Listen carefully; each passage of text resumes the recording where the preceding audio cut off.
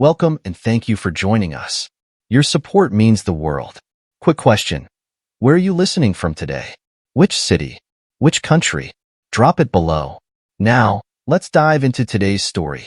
Chapter 1. The Facade of Normalcy. The crack of a rifle echoed through the dense forest surrounding Black Hollow.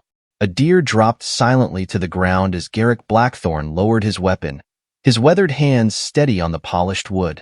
He approached his prey with measured steps, boots crushing fallen leaves beneath them.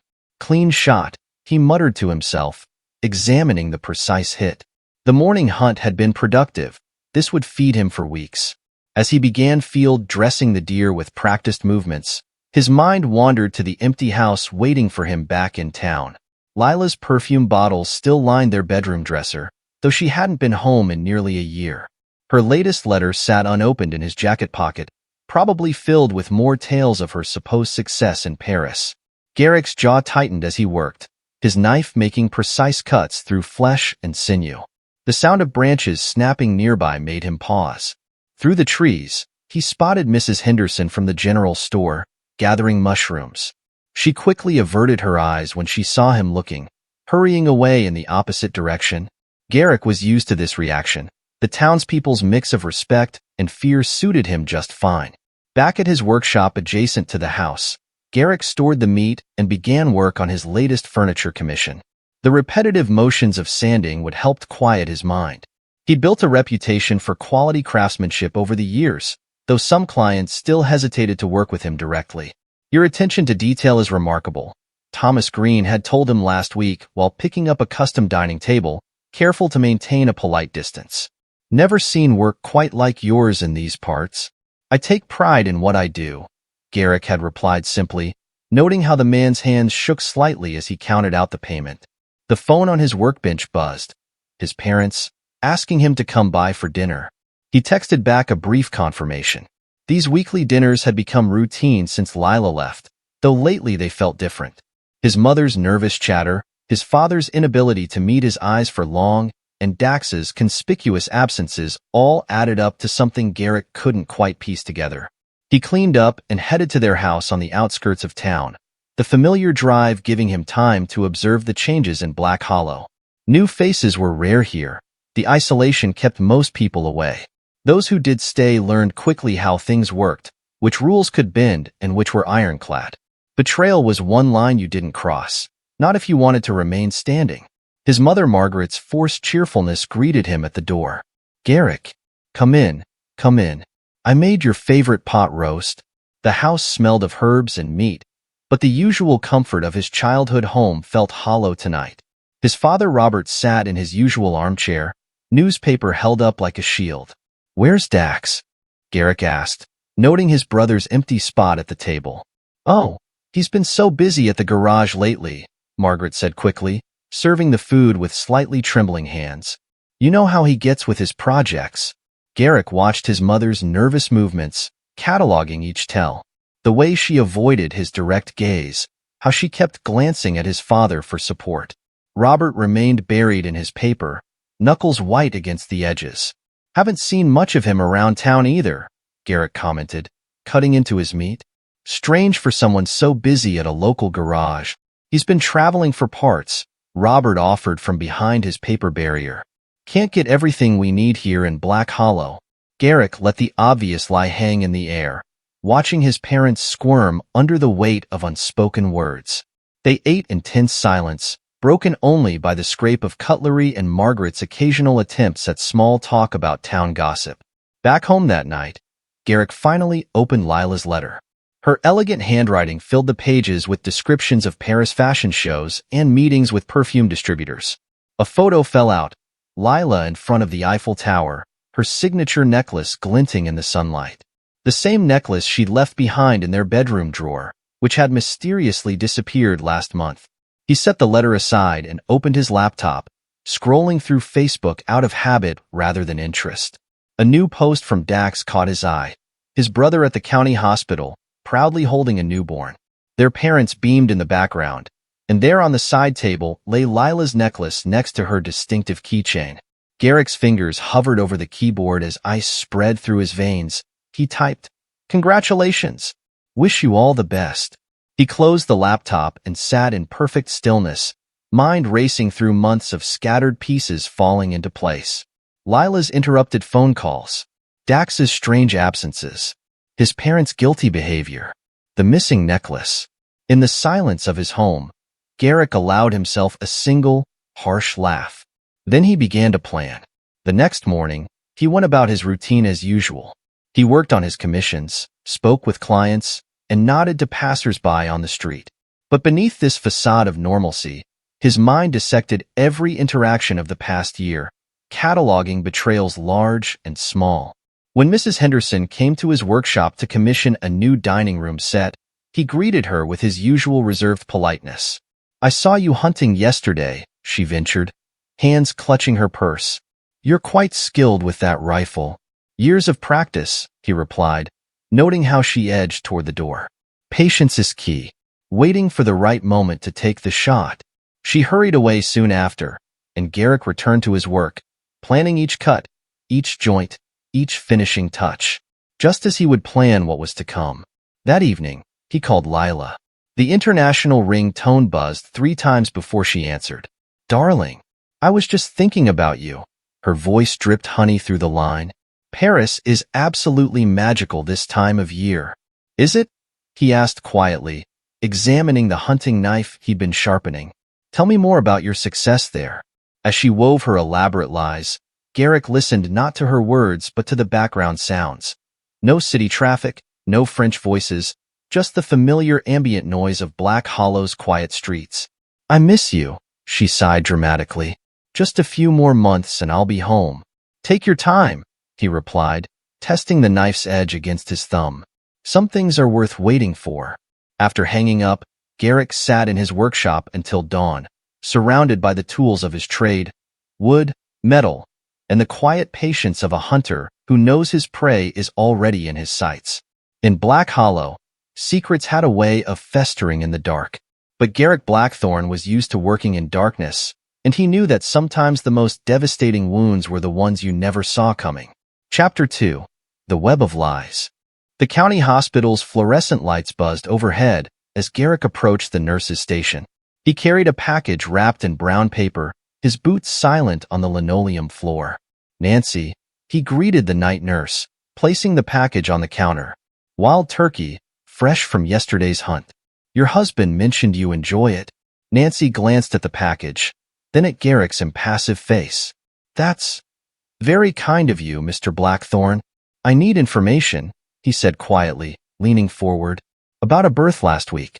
My brother's child." Nancy's fingers nervously tapped her computer keyboard. "I really shouldn't. The turkey's just the beginning," Garrick interrupted. "I've got a handcrafted dining set waiting to be delivered. Free of charge." Her resistance crumbled like wet paper. Within minutes, Garrick had the birth records displayed before him. His eyes scanned each detail: mother's name, Lila Blackthorne; father's name, Dax Blackthorne; birth time, 3:47 a.m. "They've been coming here for months," Nancy offered, watching his face. "Regular checkups since the beginning. Always together, those two." Garrick's expression remained neutral, but his fingers pressed into the counter hard enough to whiten his knuckles. "Tell me about their visits." She'd come in wearing these fancy scarves, always laughing at his jokes. He'd bring her lunch from that diner on Main Street. Nancy paused, realizing too late she might be saying too much. "Mr. Blackthorne, I thought you knew." "Thank you, Nancy." He cut her off, straightening up. "The dining set will be delivered tomorrow." He drove straight to his parents' house, the morning sun barely clearing the mountains. His mother opened the door in her robe, face paling when she saw his expression. "Garrick, we weren't expecting." "Sit down," he commanded, brushing past her into the living room. "Both of you." Robert emerged from the kitchen, coffee cup trembling slightly in his hand. They sat across from their son, looking like children caught in a lie. "How long?" Garrick's voice was deadly quiet. "Son, we wanted to tell you," Robert began, but Margaret interrupted with a sob. "We were scared. You have such a temper, Garrick. We didn't know what you might do." "How long?" "A year," Robert admitted, setting his coffee down. "Maybe more."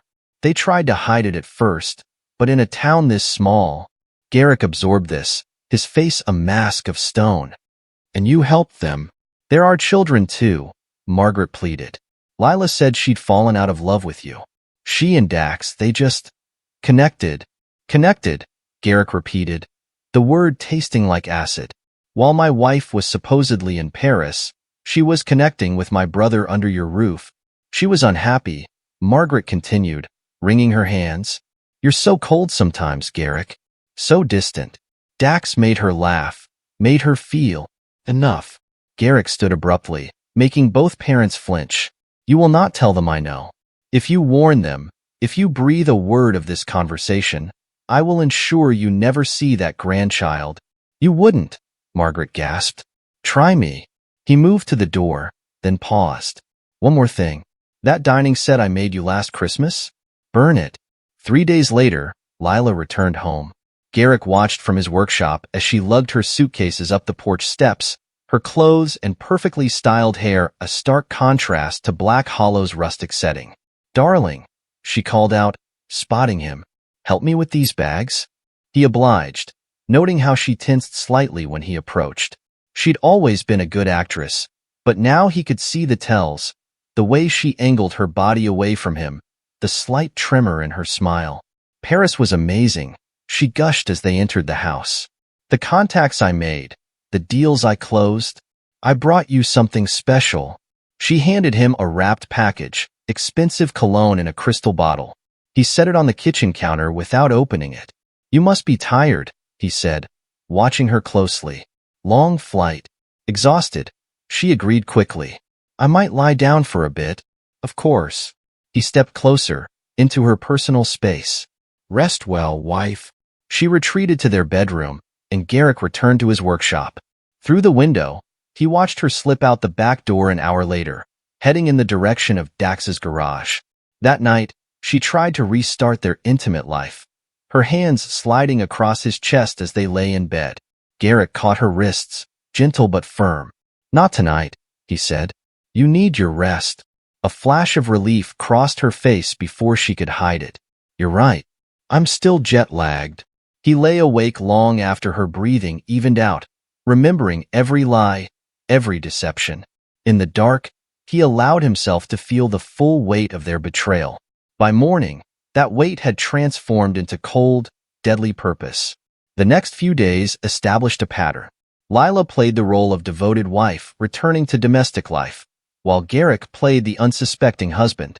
She cooked elaborate meals, talked about her business plans, and made a show of unpacking her Paris purchases. I thought we could invite Dax for dinner, she suggested casually one evening. He's been keeping an eye on you for me while I was away. Has he? Garrick looked up from his newspaper. That's thoughtful of him. He's your brother, she said, stirring something on the stove. He cares about you. Family is everything, Garrick agreed, watching her shoulders relax at his apparent ignorance. Maybe next week. He spent his days gathering information about their activities, piecing together their deception like one of his woodworking projects. The town might be isolated, but secrets had a way of spilling out if you knew where to look. The mechanic's assistant at Dax's garage was particularly helpful after Garrick offered to repair his mother's antique rocking chair for free. They weren't even that careful, the young man confided, meeting in the office after hours, taking long lunches together. We all knew, but who's gonna tell Garrick Blackthorne his wife's stepping out? Who indeed? Garrick replied softly, making the assistant suddenly remember an urgent appointment elsewhere. Each piece of information was another nail in their coffin, another justification for what was to come. Garrick stored it all away, building his case while maintaining his facade of ignorance. In the evenings, he crafted furniture in his workshop, each piece perfect in its execution. Customers came and went, admiring his work while keeping their distance from the quiet man with the unsettling intensity. Your attention to detail is remarkable, they'd say, never knowing they were looking at the same quality that would soon dismantle two lives. And through it all, Black Hollow continued its slow, isolated existence, unaware that beneath its surface, a storm was brewing that would shake the town to its foundations. Chapter 3. The Gathering Storm. Lila stood at their bedroom window, watching Garrick split wood in the backyard. Something had changed in him since her return, subtle shifts she couldn't quite pin down. His silence felt different, his gentleness more calculated. "He knows something," she murmured into her phone. "I can feel it, Dax." "You're paranoid," her lover replied, though uncertainty tinged his voice. "Garrick's always been quiet. It's just his way. Not like this." She paced the room, fingers twisting her necklace, the replacement for the one she'd left at the hospital. "He watches me when he thinks I'm not looking. And yesterday, I found him going through my phone. Did he find anything?" "No. I deleted everything months ago." Lila paused as Garrick's axe split another log with devastating force. "But the way he smiled when I caught him, like he wanted me to see him doing it." In his garage across town, Dax wiped greasy hands on a rag, unease growing in his gut. The fire that had destroyed half his equipment last week still didn't sit right with him. The investigators called it an electrical fault, but the timing— "Maybe we should leave," he suggested. "Take the baby and start fresh somewhere else." "He'd find us," Lila said with certainty. "You know how he is. Better to stay and control the situation." After hanging up, she went downstairs to prepare dinner, playing her role of dutiful wife. Garrick came in as she chopped vegetables, his presence filling the kitchen like smoke. "Productive day?" she asked brightly. "Always is." He moved behind her, reaching past for a glass. "How's the perfume business?" "I've been making calls all morning. The Paris connections are really paying off." "Interesting." He filled his glass with water. "Funny thing, the phone bill shows no international calls this month." Lila's knife paused mid-chop. "I use my business line, darling. Separate account." "Of course." He touched her shoulder briefly, his hand heavy as iron. "I'm going to clean up." As soon as he left, Lila texted Dax, "We need to act first. Start the rumors tomorrow." The whispers began in the diner the next morning. Garrick's name passed from table to table, accompanied by concerned glances and shaking heads. "Heard he's been acting strange lately," the waitress told her customers. "Mrs. Blackthorne is worried sick about him. Says he's not sleeping, talking to himself in that workshop." By afternoon, new variations emerged. Garrick had been seen arguing with shadows in the woods. He'd threatened a customer with a saw. He was stockpiling weapons in his basement. Per Lila, the women at the grocery store clucked. Living with a man like that. No wonder she needed to get away to Paris for so long. Dax played his part, expressing concern for his brother to anyone who'd listen. "He's not been right since Lila left," he'd say, shaking his head sadly. "I try to help, but he pushes everyone away." The rumors worked faster than they'd hoped. Customers began canceling orders. People crossed the street when they saw Garrick coming. Even the regulars at the diner fell silent when he entered. But if the isolation bothered him, Garrick showed no sign. He continued his work, spoke when spoken to, and moved through town like a wolf among sheep, unbothered by their fear, perhaps even enjoying it. One evening, Dax came home to find his garage door standing open. Inside, Garrick sat in the office chair, examining a framed photo of their family. "Jesus, you scared me," Dax said, hand pressed to his chest. "What are you doing here?" "Thinking about family," Garrick replied, not looking up. "Loyalty, trust, the things that matter in Black Hollow. Look, if this is about the rumor, remember when we were kids?" Garrick interrupted, finally meeting his brother's eyes. "How Dad taught us to hunt. Patient predators eat well," he'd say. "Rushed ones go hungry." Dax's mouth went dry. "Garrick, you've got a leak in your roof." Garrick stood, setting the photo down. "Better fix it before the rain comes. Wouldn't want anything valuable to get damaged." He brushed past his brother, pausing at the door. "Say hello to your loan sharks for me. I hear they're not the patient type." After he left, Dax frantically checked his private records. The threatening letters from his creditors were gone, along with the ledger detailing his under-the-table deals. Across town, Lila was having dinner with Margaret and Robert, working to maintain their support. "He's getting worse," she told them, dabbing at artificial tears. "Sometimes I wake up and he's just standing there, watching me sleep. I'm scared. Maybe you should stay with us for a while," Margaret suggested, but Robert shook his head sharply. Best not to provoke him, he said, remembering Garrick's warning. Just be careful. Later that night, Lila found a note on her pillow, written in Garrick's precise hand. Take a walk with me tomorrow. I found something interesting in the woods. She called Dax immediately. He wants me to go to the woods with him. Don't go, Dax said quickly. It's not safe. If I don't, he'll know something's wrong. She took a shaky breath. Besides, this might be our chance. If he's really losing it, we could use that. Get him committed, maybe. And if he's not losing it, then we need to know what he knows. She looked out at the dark woods beyond their property. Meet me there. Bring the gun from your office.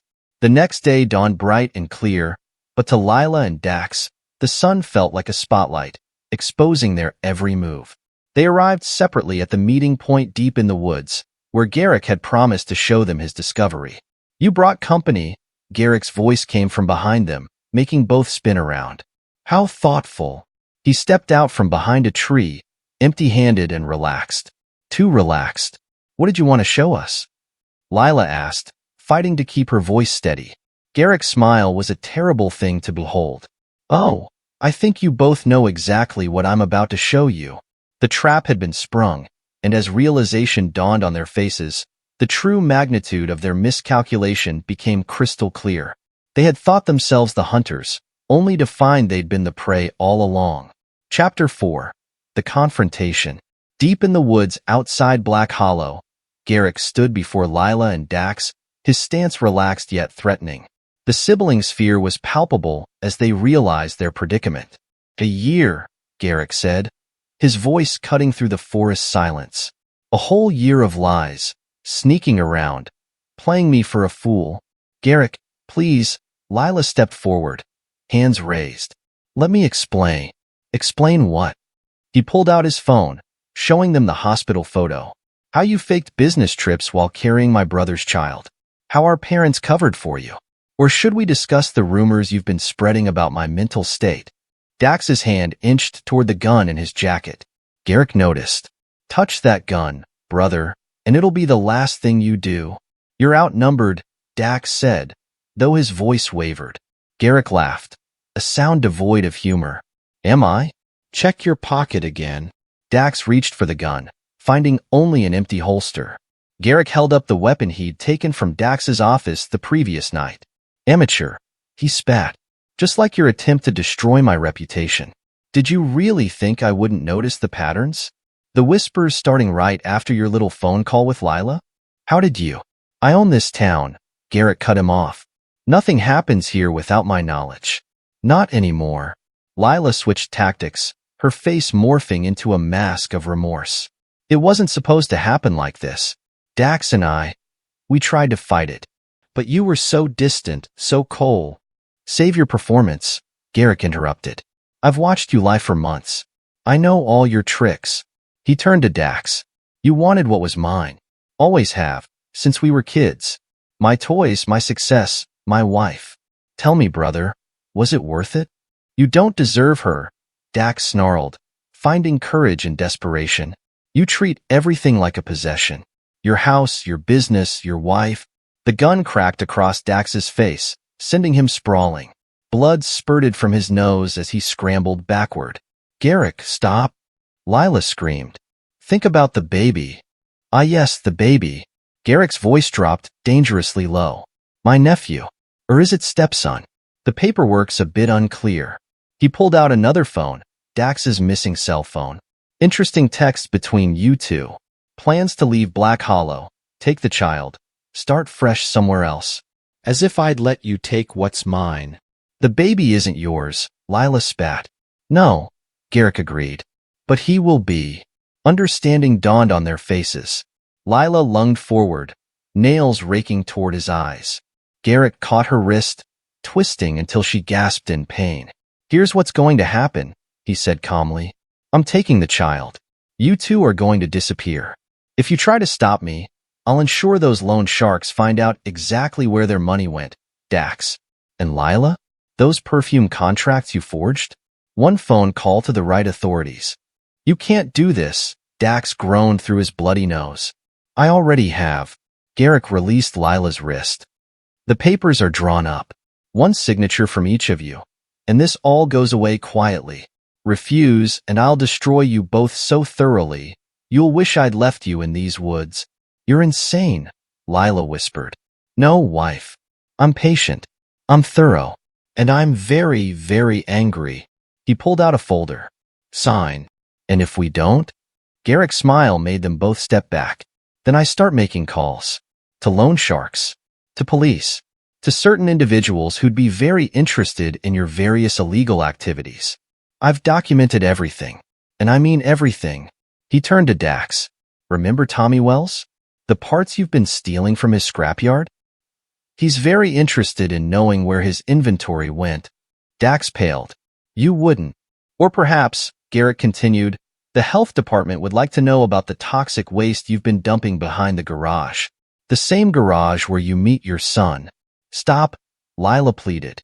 And you, dear wife, those perfume samples you've been selling? The ones cut with cheap chemicals? I wonder how many lawsuits would emerge if your customers knew what they were really putting on their skin. Lila's shoulders slumped in defeat. The baby will have a better life with me than with two criminals. Garrick held out a pen. Sign. With trembling hands, they signed the papers. Garrick checked each signature carefully before tucking the folder away. Now, here's what happens next. You'll both leave town. Separately. If you contact each other, I'll know. If you try to return, I'll know. If you breathe a word of this to anyone, especially about the baby, I'll make sure you regret surviving this day. He's our son. Dax tried one last time. Not anymore. Garrick stepped back. You have 1 hour to pack and leave.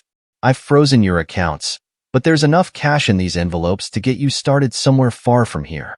Don't make me regret this, Mercy. He watched them stumble away, broken and defeated. Once they were gone, he pulled out his phone.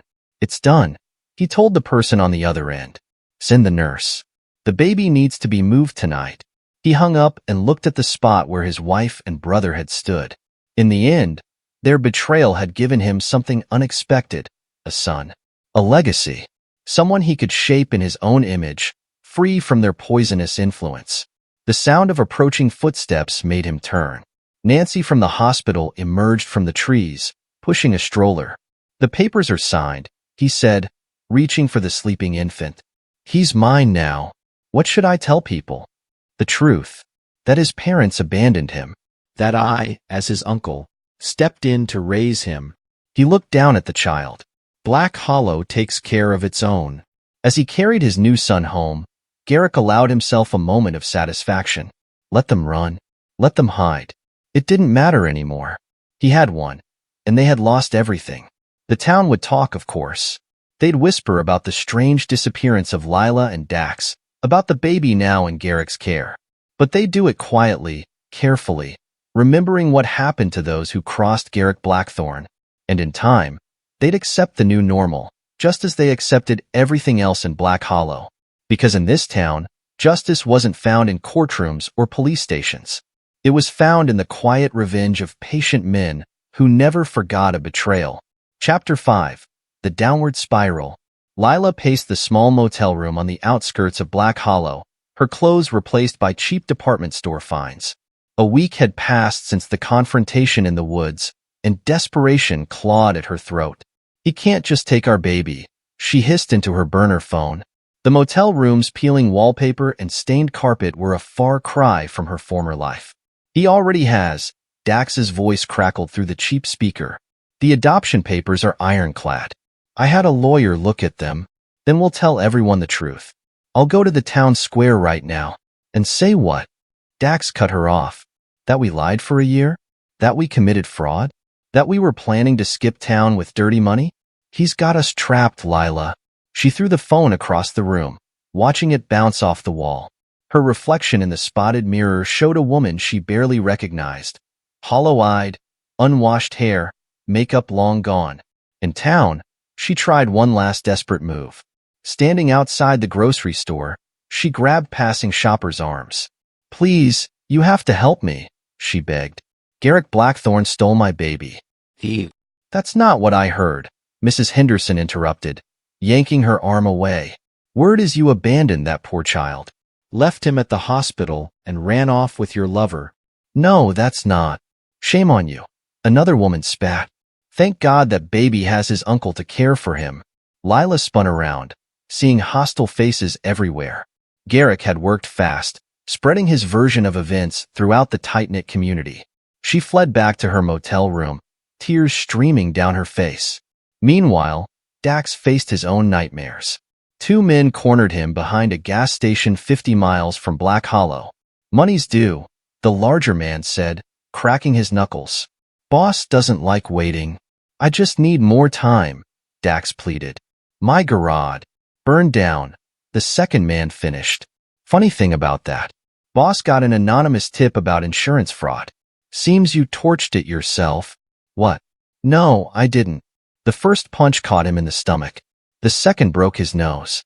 They left him bleeding on the asphalt, their parting words ringing in his ears. 3 days. Pay up, or we start taking pieces. Dax dragged himself to his car, blood dripping onto the steering wheel. He had nowhere to go, no one to turn to. His phone buzzed, a text from an unknown number. Need help, brother? Gee. With trembling fingers, he dialed Garrick's number. That was fast, Garrick answered. How's your face? You set me up. I gave you a chance to run. You stayed too close. A pause. I can make the loan sharks disappear. One phone call. What's the catch? Sign over the garage property to me. What's left of it anyway. And cut all contact with Lila. Permanently. Dax pressed his forehead against the steering wheel. You're enjoying this. Immensely. Hours later, Dax sat in a lawyer's office, signing away his last possession. Garrick stood by the window, watching his brother's final defeat. The loan sharks will forget about you, Garrick said as Dax stood to leave. But if I see you within 100 miles of Black Hollow again, you won't, Dax whispered, limping toward the door. One more thing. Garrick's voice stopped him. That night, when you and Lila first. Don't. Was she worth it? Worth losing everything? Dax left without answering, the door clicking shut behind him. Back in Black Hollow, Garrick walked through the burned-out shell of Dax's garage. His boots crunched on broken glass and twisted metal. Workers were already clearing debris, preparing for renovation. Tear it all down, he instructed the foreman. Build it fresh. That night, Lila made her final desperate move. She broke into Garrick's house through the back door, a kitchen knife clutched in her shaking hand. The house was dark, silent. She crept up the stairs, following the sound of a baby's soft breathing. The nursery door stood open, moonlight spilling across the crib. I wondered when you'd try this. Garrick's voice came from behind her. Lila spun, the knife slashing through empty air. Garrick stepped into the moonlight, his expression almost pitying. So predictable, he sighed, disarming her with one swift move. The knife clattered to the floor. Did you really think I'd leave him unprotected? He's my son, she sobbed. No, he's mine. Just like everything else you tried to take. He gripped her arm, steering her toward the stairs. I've been merciful until now. That ends tonight. Outside, a police car waited in the driveway. Officer Jenkins stepped out, looking uncomfortable. Breaking and entering, Garrick told him. Attempted kidnapping. Armed assault. I want her gone, Jim. Far gone. You can't do this. Lila struggled as handcuffs clicked around her wrists. I'm his mother. Check her motel room, Garrick continued, ignoring her cries. You'll find evidence linking her to those perfume scams in the city. The FBI's very interested in that case. He watched as they drove away, Lila's screams fading into the night. Inside, the baby began to cry. Garrick climbed the stairs, lifted his son, and held him close. It's okay, Eli, he murmured. Dad's here. No one will ever take you away. The next morning, Black Hollow buzzed with news of Lila's arrest. Garrick accepted condolences with dignified silence, playing the role of the wronged husband turned devoted uncle. He went about his business, ran his shop, and cared for his son. And if anyone noticed the satisfaction in his eyes when he read about Lila's conviction in the newspaper, they kept it to themselves. After all, in Black Hollow, some things were better left unsaid. Chapter 6. The final reckoning. Black Hollow's town hall was packed. The entire community had gathered for what they'd been told was an important announcement. Garrick stood at the podium, his presence commanding attention without effort. "I've called you here because you deserve the truth," he began, his voice carrying to the back of the room. "About my wife, my brother, and the child I now raise as my own." Murmurs rippled through the crowd. In the back, Margaret and Robert shifted uncomfortably in their seats.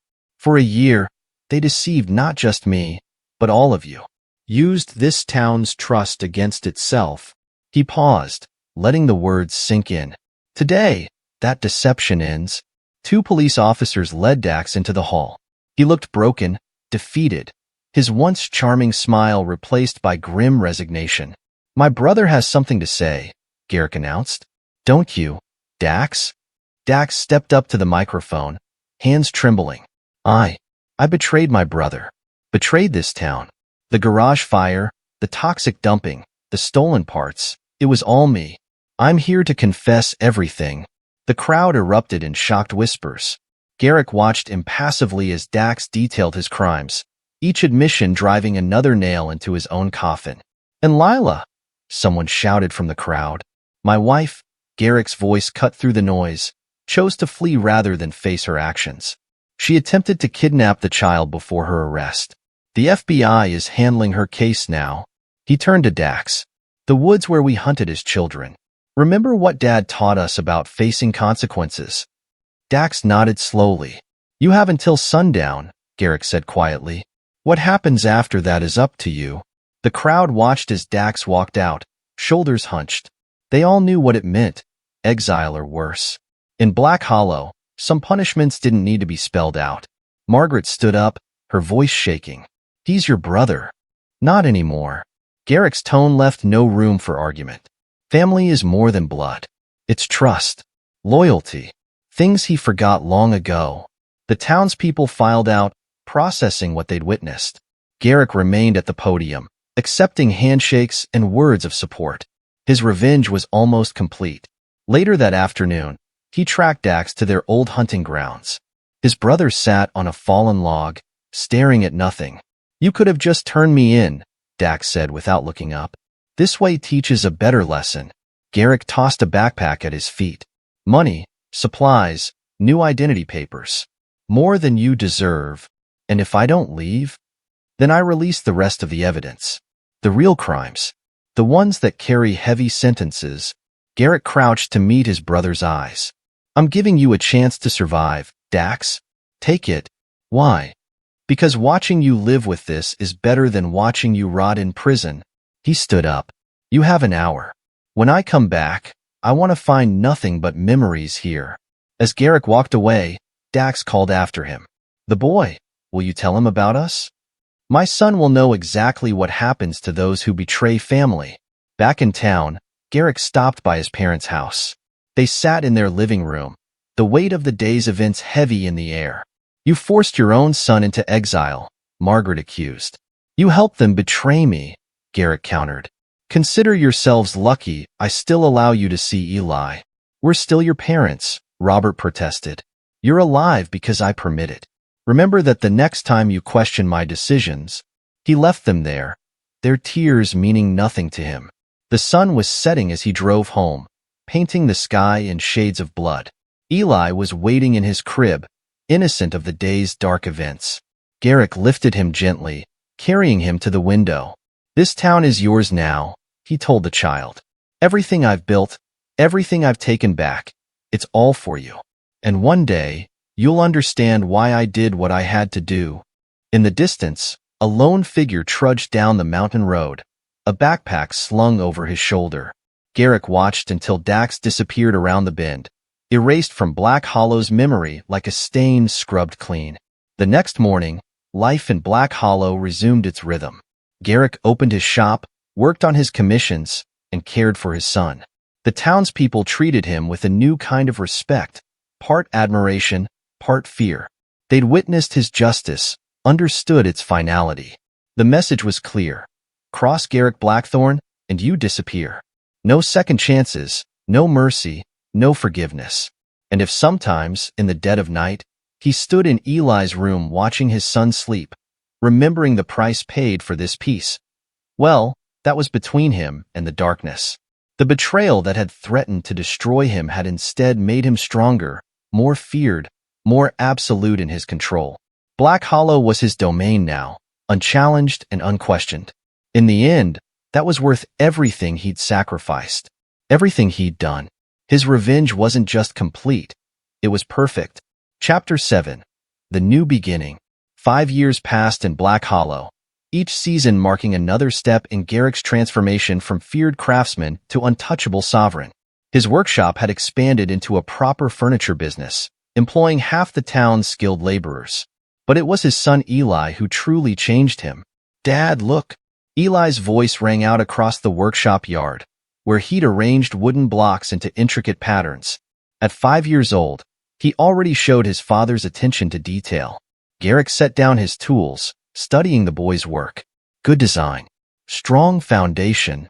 Like yours." Eli beamed up at him, dark hair falling into eyes that mirrored Garrick's own. "Better." Garrick ruffled his son's hair, the only person who ever saw this gentler side of him. To everyone else, he remained the man who'd exiled his own brother and sent his wife to prison. Inside the workshop, his employees worked. They learned early that Garrick's standards tolerated no shortcuts, no mistakes. Those who couldn't meet his expectations didn't last long in Black Hollow. Mr. Blackthorne, Tom Hayes approached, clutching paperwork. "The Richardson order is ready for delivery, but there's a problem with payment." Garrick's expression hardened. "Explain." "They're claiming financial difficulties, asking for more time." The contract was clear. Garrick took the papers, scanning them briefly. "Send Marcus to collect. He knows how to handle payment issues." The employees nearby pretended not to hear, but they all knew what that meant. Marcus, a former debt collector Garrick had hired, had ways of ensuring contracts were honored. Later that afternoon, Garrick took Eli hunting. The boy was still too young to handle a rifle, but Garrick believed in starting lessons early. "Why do people cross the street when they see us?" Eli asked as they walked through town. "Respect," Garrick replied, watching his son process this. "In Black Hollow, respect keeps order. Like how Jimmy's dad apologized for Jimmy pushing me?" "Exactly." Garrick remembered that day. Jimmy's father had practically dragged the boy to their door, trembling as he forced his son to apologize. The man's auto repair shop had needed permits renewed the following week. They'd been approved without issue. At the edge of town, they passed Dax's old garage, now converted into Garrick's lumber storage facility. Eli pointed at it. "Uncle Marcus said that belonged to my real dad." Garrick stopped walking. "Who told you about that?" "I heard Mrs. Henderson talking to her friend." Eli looked up at his father. "She said you took me away from them." Garrick crouched down to eye level with his son. "Your birth parents made choices. Bad choices. They put themselves before you, before family. I didn't take you away. I saved you from them. Did they want me? They wanted what was easy. Running away, starting fresh somewhere else." Garrick gripped Eli's shoulders. "I wanted what was right. Raising you here, teaching you strength, responsibility, making you worthy of your name." Eli nodded solemnly. "Blackthorne." "Yes. Remember what that means in this town." They continued their walk, Garrick pointing out animal tracks and teaching Eli to read the forest signs. The boy absorbed everything, just as he absorbed the unspoken lessons of power and consequence that came with being Garrick Blackthorne's son. Back in town, Margaret and Robert waited at Garrick's house. Their visits were strictly controlled, 2 hours each Sunday, supervised by Garrick himself. "He's growing so fast," Margaret said, watching Eli show off his new tracking knowledge. "Strong too," Robert added carefully. "Like his father." Garrick caught the emphasis on the word father, but let it pass. His parents had learned their boundaries years ago, after their first and only attempt to contact Dax behind his back. "Tell them about the deer tracks, Eli," Garrick prompted, steering the conversation back to safer ground. After his parents left, Garrick sat in his study reviewing business ledgers. Black Hollow's economy now flowed through his hands: permits, contracts, property deals. The town council existed in name only, their decisions merely formalities rubber-stamping his will. A knock at the door interrupted his work. Nancy from the hospital, now his chief source of town information, entered with her weekly report. Richardson paid their furniture bill, she said. Full amount, plus interest. Marcus is efficient. There's something else. Nancy hesitated. Rumors from the city. Lila's sentence was reduced for good behavior. She could be out within the year. Garrick's pen paused mid-signature. Location? Halfway house in Portland. Strict parole conditions. Keep monitoring it. Any movement east gets reported immediately. Nancy nodded and left. Garrick walked to the window, watching Eli play in the yard below. The boy had built a small fortress from his wooden blocks, protecting it fiercely from imaginary invaders. The next morning, Garrick called a meeting of his key employees. They gathered in the workshop's office, standing rather than sitting. Another unspoken rule of his domain. Security upgrades, he announced. Full perimeter system on the house and workshop. New cameras in town, particularly near the entrance roads. Nobody asked why. They'd all heard the rumors about Lila. Marcus, increase patrols. Any unfamiliar faces get reported. Tom, review all property rentals for the next 6 months. No new tenants without direct approval. The men nodded, understanding their roles in fortifying Black Hollow against potential threats. They'd witnessed Garrick's revenge 5 years ago. None wanted to see what he'd do if Lila tried returning for Eli. That evening, as Garrick helped Eli with his homework, he studied his son's features. The boy had Lila's coloring but Garrick's intensity, his focus. Nature versus nurture playing out in the most personal way. Dad. Eli looked up from his math problems. Are we doing something wrong? What makes you ask that? The other kids' parents don't have guards. Their houses don't have cameras. Garrick set down his pen. The other kids' parents haven't earned what we have. Haven't fought for it like we have. Protection isn't wrong, Eli. It's necessary. Because of respect? Because respect must be maintained. Garrick tapped his son's notebook. Finish your work. Tomorrow I'll teach you more about the business. As Eli bent over his homework, Garrick allowed himself a moment of pride. The boy was learning, growing into his role as heir to Black Hollow's throne. The betrayal that had brought them together had forged something stronger than blood. A legacy built on power, control, and the unflinching execution of consequences. Let Lila dream of freedom in her prison cell. Let Dax wander wherever he'd fled. Black Hollow belonged to the Blackthorns, father and son. Bound not by birth but by choice, by strength, and by the harsh lessons of survival that Garrick would ensure his son never forgot. Chapter 8. The Unexpected Visitor. A black sedan rolled into Black Hollow, its polished surface reflecting the mountain sunlight. Behind the wheel, Diana Chen adjusted her sunglasses, reviewing her cover story one last time. Finding Lila Blackthorn's supposed cousin had been challenging, but impersonating her would be the real test. Marcus noted the car's arrival from his patrol station, immediately calling Garrick. New arrival. Female, mid-30s, expensive clothes. Headed toward town center. Follow her, Garrick ordered, watching Eli practice wood carving in the workshop. I want to know everything before she makes her first move. Diana booked a room at Black Hollow's only hotel, charm oozing from every practice gesture. By nightfall, the town buzzed with speculation about the sophisticated stranger claiming kinship with the infamous Lila. She's asking questions about you and Eli, Nancy reported during her evening visit to Garrick's house. Claims she just found out about her cousin's troubles and wants to reconnect with family. Garrick continued sharpening his hunting knife. What else? She's been to 3 shops today, casually mentioning she's a lawyer. Specializes in family law and custody cases. The knife paused against the whetstone. Interesting timing. There's more. Nancy shifted nervously. She's been taking photos. The school, your house, the workshop. Says she's documenting Black Hollow's quaint charm for her travel blog. The next morning, Diana found Garrick waiting in her hotel lobby, his presence filling the space like smoke. Miss Chen, he greeted her, noting her momentary surprise at him knowing her name. Welcome to Black Hollow. Mr. Blackthorn. She recovered quickly, extending a manicured hand. I was hoping to meet you. I'm Not Lila's cousin, he interrupted smoothly. The Chun family has no connection to my former wife. I checked thoroughly after your arrival. Diana's smile faltered slightly. I can explain. You're a private investigator from Seattle, recently hired by someone very interested in my son. Garrick stepped closer. The question is, who hired you? Lila or my brother? I don't reveal my clients. No need. Your phone records already did. He pulled out his own phone, showing her call logs. 4 calls to a Portland number in the past week. Lila's halfway house. Color drained from Diana's face. How did you? Black Hollow is my town, Miss Chun. Nothing happens here without my knowledge. No one enters without my awareness. No one investigates my family without consequences. Are you threatening me? Stating facts.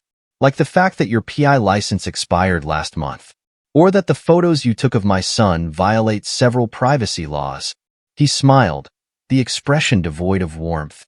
Shall we discuss the cocaine in your glove compartment? There's no cocaine in my car. There will be when the state police search it tomorrow. Anonymous tip, of course. Diana grabbed her purse, backing toward the stairs. You can't do this. I already have. Your choice now is simple. Leave within the hour, or face charges that will make prison feel like a vacation. Lila has rights, Diana protested. She's his mother. Lila lost her rights when she chose betrayal. As for motherhood, Garrick leaned in close. Tell her that if she tries to reach Eli again, through you or anyone else, what happened 5 years ago will seem like mercy.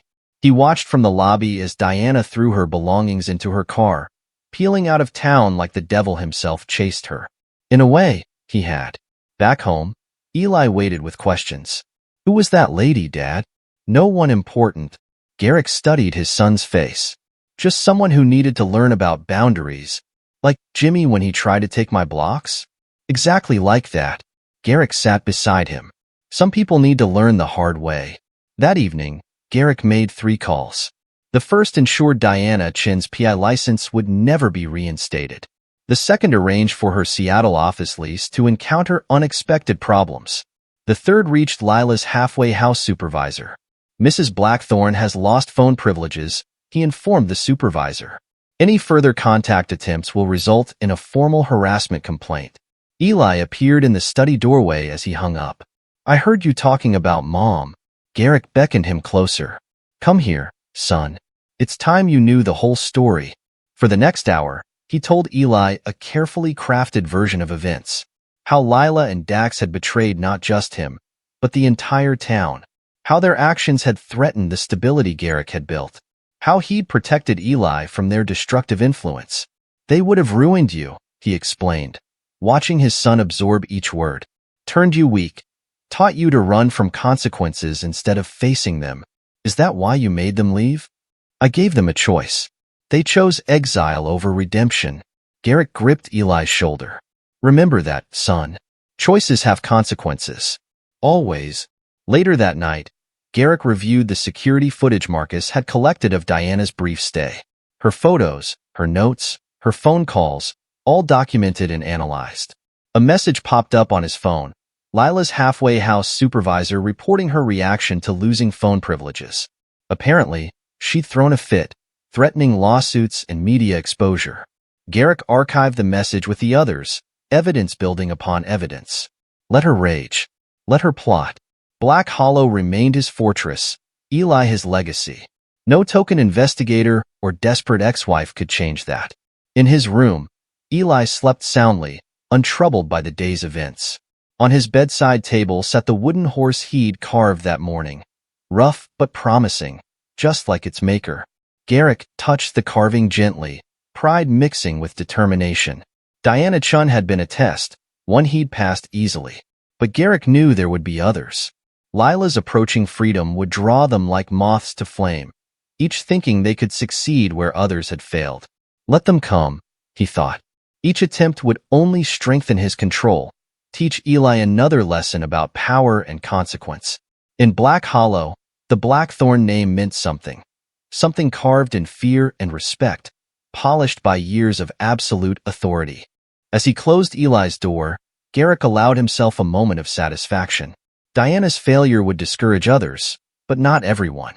The next challenger would be smarter, subtler, better prepared, and he would be ready, just as he'd been ready 5 years ago when betrayal had given him his greatest gift, a son to mold in his image, an heir to his kingdom of consequences.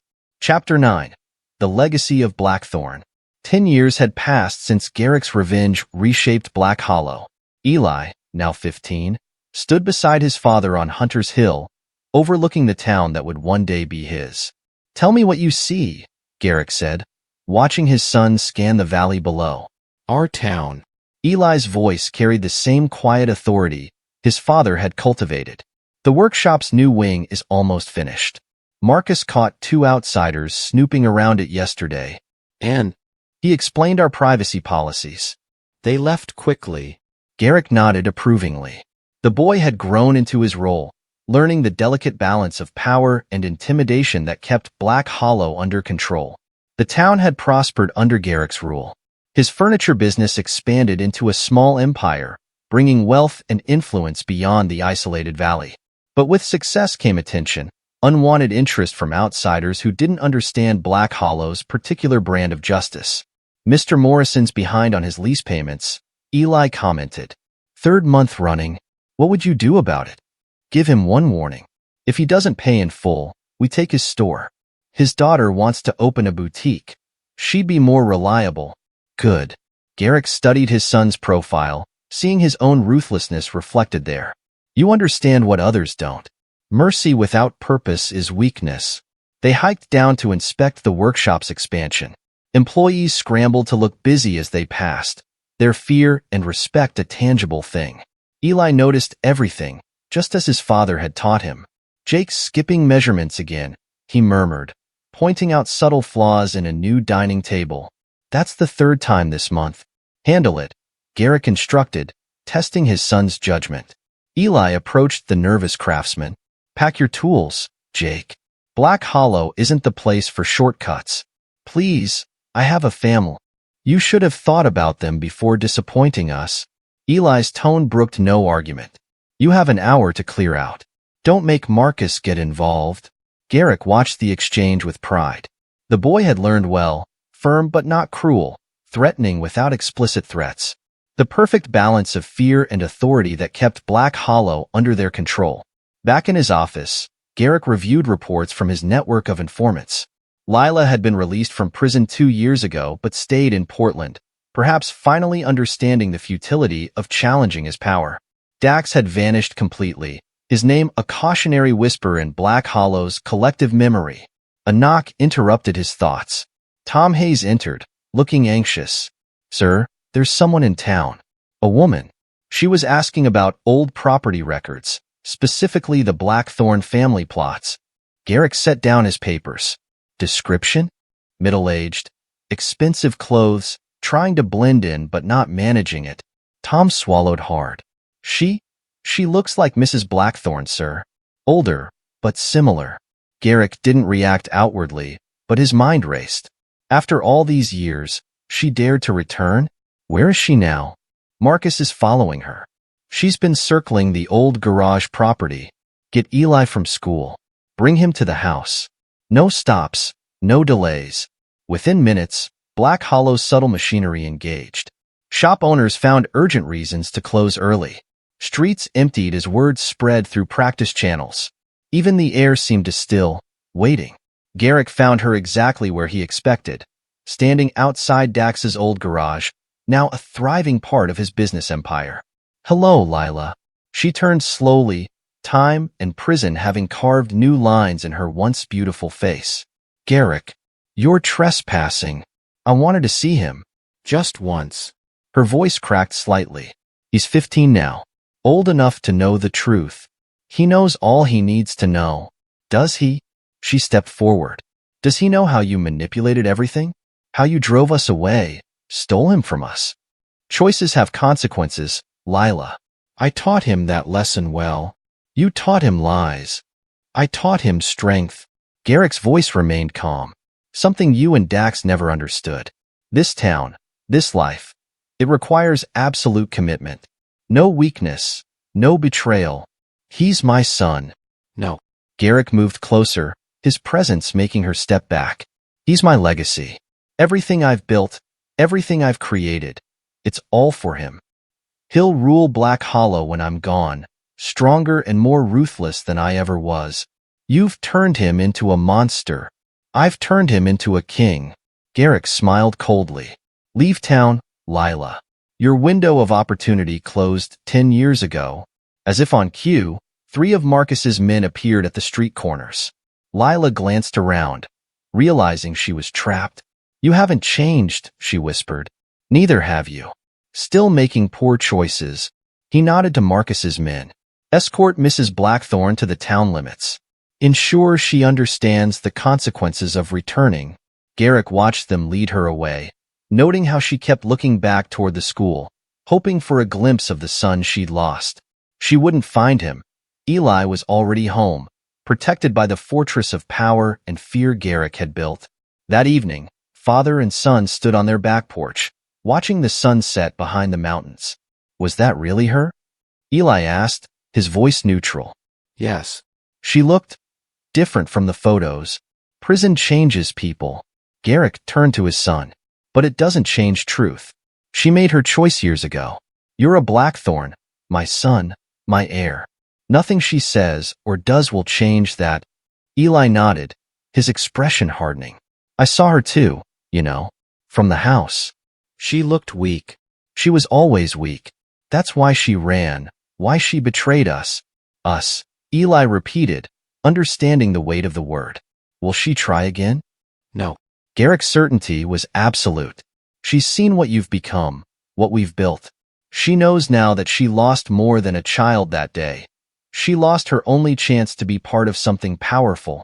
As darkness settled over Black Hollow, lights winked on across the valley.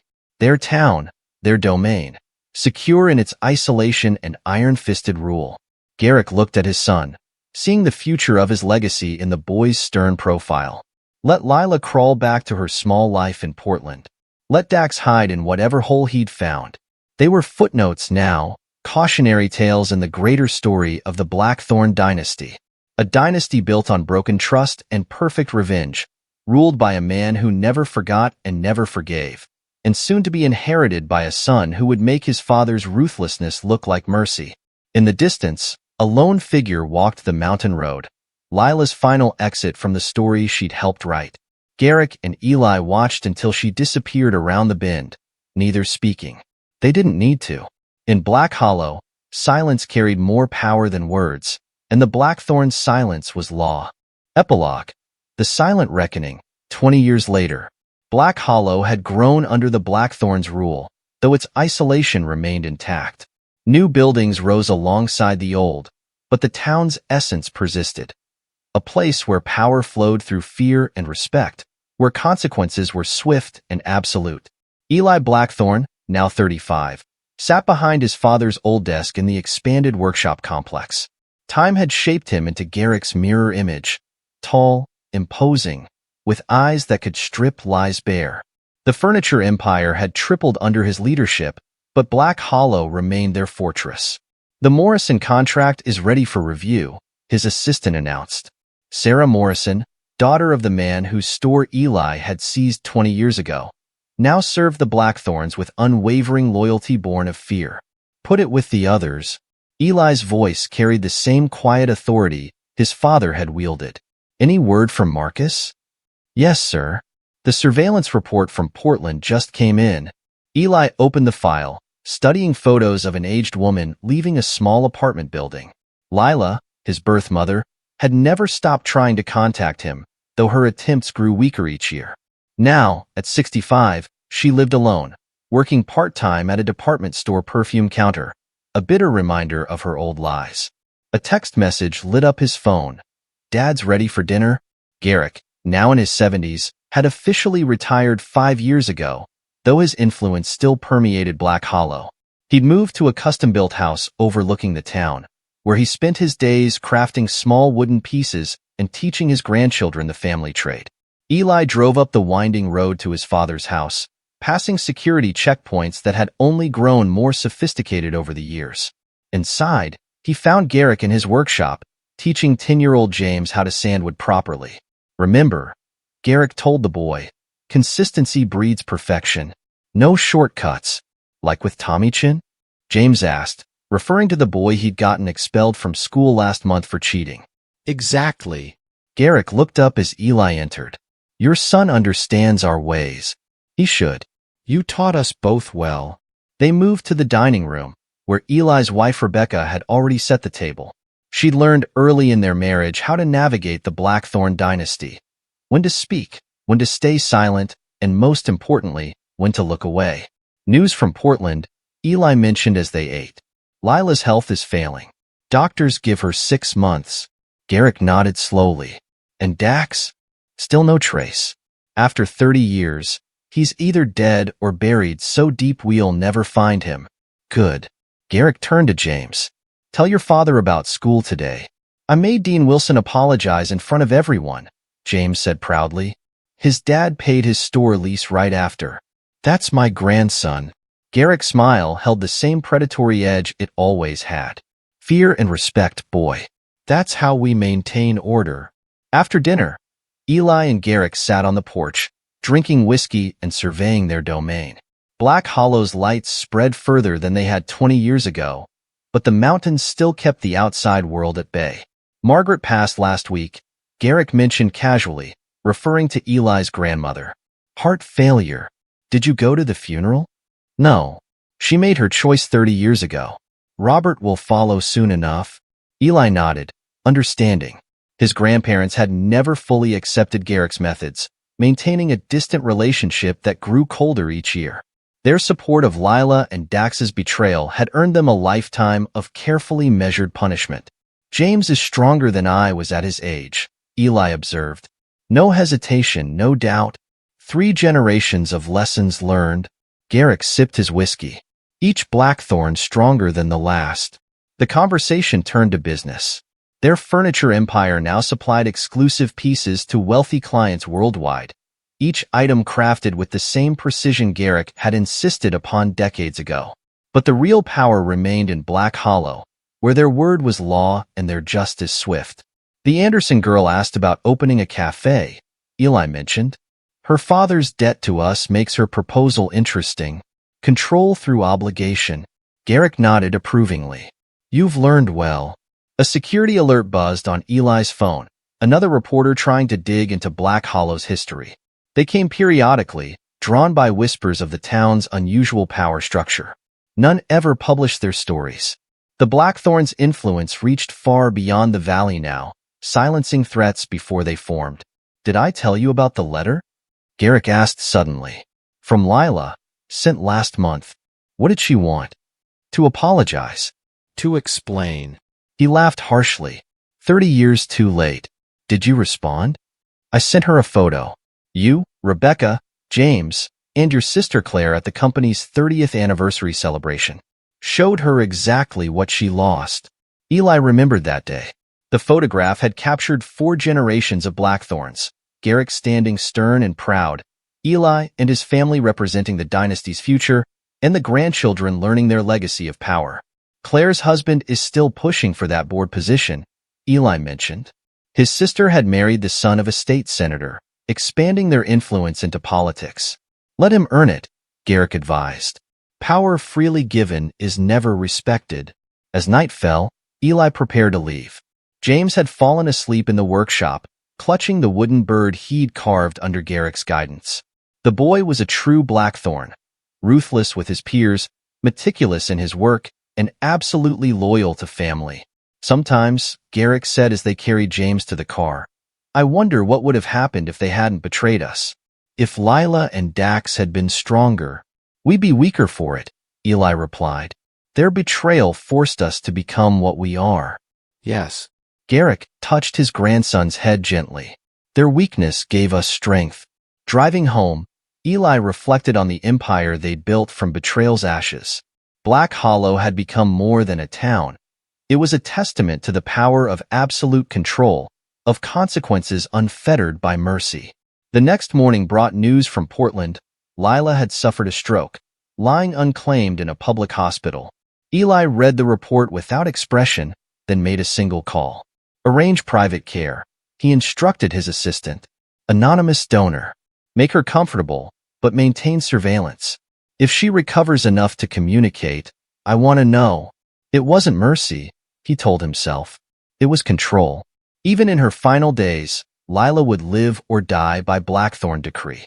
In his office, Eli opened a hidden safe and removed an old photo, the one from the hospital 30 years ago, showing Dax holding a newborn while Lila's necklace lay forgotten on a table. The image that had sparked Garrick's revenge and shaped 3 generations of Blackthorns. He pinned it to his wall, a reminder of the price of betrayal and the power of patience. Outside, Black Hollow hummed with carefully orchestrated life, its citizens bound by invisible chains of debt, fear, and obligation. Somewhere in the world, Dax might still be alive, haunted by memories of the brother whose vengeance had destroyed him. In a Portland hospital, Lila lay dying, surrounded by the hollow comfort of anonymous care. And in Black Hollow, their legacy lived on, not in the son they'd lost, but in the dynasty their betrayal had forged. Eli turned back to his work, a small smile playing at his lips. In the workshop below, wood was shaped by careful hands, each piece perfect, each worker afraid to make mistakes. James would learn the business from the ground up, just as Eli had, understanding that power came from fear as much as skill. The Blackthorn legacy, born in betrayal and refined through generations, would continue. In time, James would inherit not just a furniture empire, but a kingdom built on controlled violence and calculated mercy. The lessons would pass down, father to son, each generation stronger and more ruthless than the last. And if sometimes, in the dead of night, the ghosts of mercy and forgiveness whispered through Black Hollow streets, no one dared listen. The time for such weakness had died 30 years ago, in a forest clearing where a man's revenge had birthed a dynasty. The sun set behind the mountains, painting Black Hollow in shades of blood and shadow. In his office, Eli Blackthorn watched night fall on his domain, secure in the knowledge that his father's legacy, their legacy, would endure. Power, after all, was the ultimate inheritance, and the Blackthorns had learned to wield it with the same precision they brought to crafting wood into art. Let the world beyond the mountains change and weaken. In Black Hollow, the old ways would persist, justice swift and merciless, power absolute and unquestioned, legacy preserved through fear and unwavering control. The Blackthorn dynasty would rule, stronger with each generation, a testament to one man's revenge and the empire of consequences it had built. And in the end, that was all that mattered. The silent reckoning of power preserved through perfect, patient violence. This is where our story comes to an end. Share your thoughts in the comments section. Thanks for your time. If you enjoy this story, please subscribe to this channel. Click on the video you see on the screen, and I will see you there.